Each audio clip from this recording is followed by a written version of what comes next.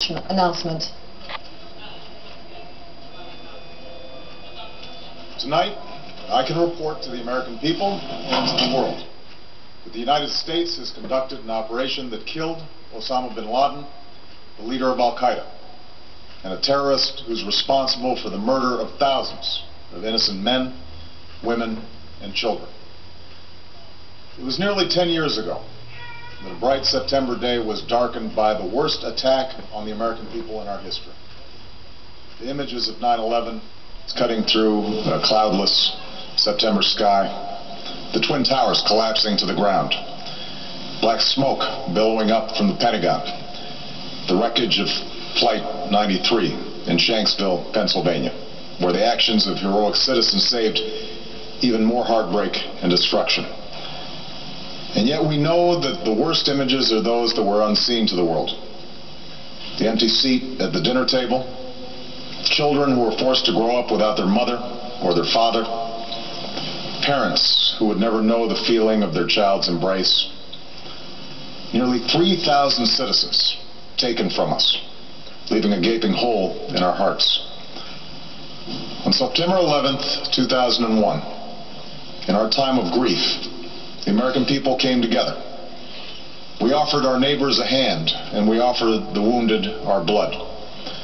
We reaffirmed our ties to each other and our love of community and country.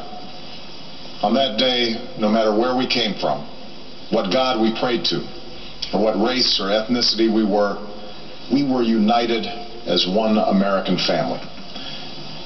We were also united in our resolve to protect our nation and to bring those who committed this vicious attack to justice. We quickly learned that the 9/11 attacks were carried out by Al-Qaeda, an organization headed by Osama Bin Laden, which had openly declared war on the United States and was committed to killing innocents in our country and around the globe. And so we went to war against Al-Qaeda to protect our citizens, our friends, and our allies. Over the last 10 years, thanks to the tireless and heroic work of our military and our counterterrorism professionals, we've made great strides in that effort. We've disrupted terrorist attacks and strengthened our homeland defense. In Afghanistan, we removed the Taliban government, which had given bin Laden and Al-Qaeda safe haven and support. And around the globe, we worked with our friends and allies to capture or kill scores of Al-Qaeda terrorists, including several who were a part of the 9/11 plot. Yet, Osama bin Laden avoided capture and escaped across the Afghan border into Pakistan. Meanwhile, Al-Qaeda continued to operate from along that border and operate through its affiliates across the world.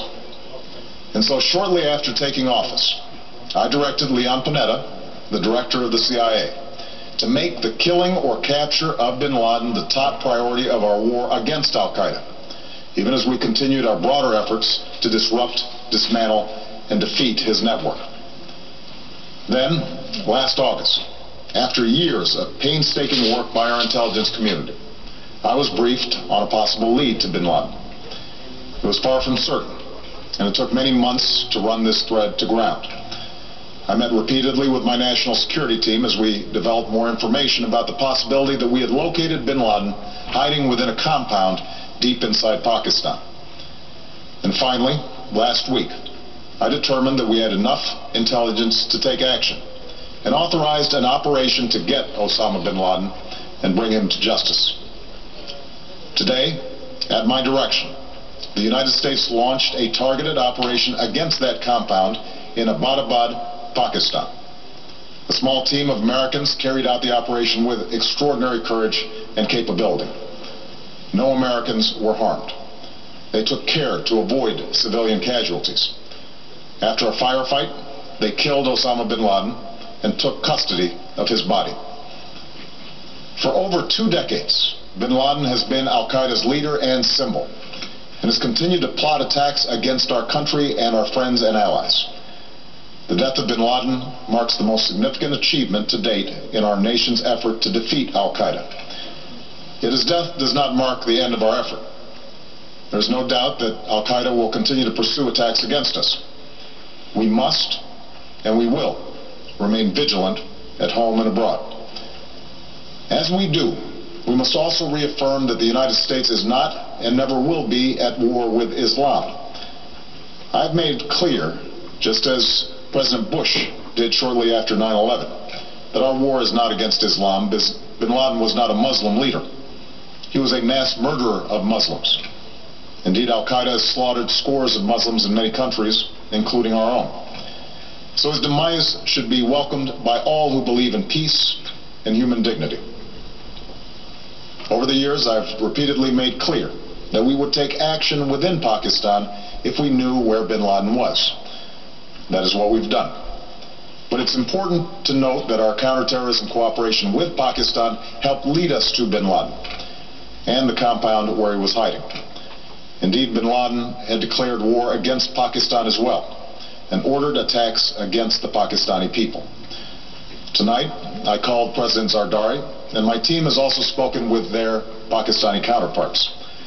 They agree that this is a good and historic day for both of our nations. And going forward, it is essential that Pakistan continue to join us in the fight against Al-Qaeda and its affiliates.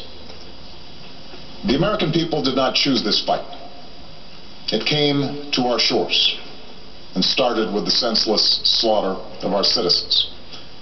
After nearly 10 years of service, struggle, and sacrifice, we know well the costs of war. These efforts weigh on me every time I, as Commander-in-Chief, have to sign a letter to a family that has lost a loved one, or look into the eyes of a service member who's been gravely wounded. So Americans understand the costs of war. Yet, as a country, we will never tolerate our security being threatened, nor stand idly by when our people have been killed. We will be relentless in defense of our citizens and our friends and allies. We will be true to the values that make us who we are. And on nights like this one, we can say to those families who have lost loved ones to Al-Qaeda's terror, justice has been done. Tonight we give thanks to the countless intelligence and counterterrorism professionals who've worked tirelessly to achieve this outcome. The American people do not see their work nor know their names, but tonight they feel the satisfaction of their work and the result of their pursuit of justice. We give thanks for the men who carried out this operation, for they exemplify the professionalism, patriotism, and unparalleled courage of those who serve our country. And they are part of the generation that has borne the heaviest share of the burden since that September day. Finally, let me say to the families who lost loved ones on 9/11 that we have never forgotten your loss, nor wavered in our commitment to see that we do whatever it takes to prevent another attack on our shores.